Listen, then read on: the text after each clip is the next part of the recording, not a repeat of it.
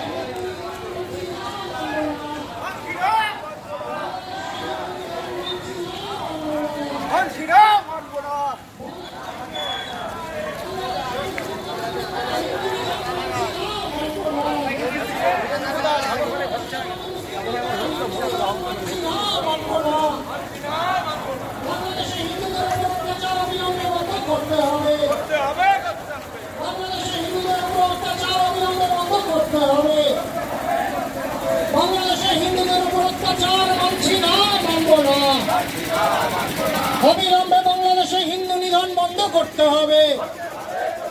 বাংলাদেশে থাকা সমস্ত হিন্দুদের প্রপার নিরাপত্তা দিতে হবে। বাংলাদেশের সমস্ত হিন্দুদেরকে প্রকৃত নিরাপত্তা দিতে হবে।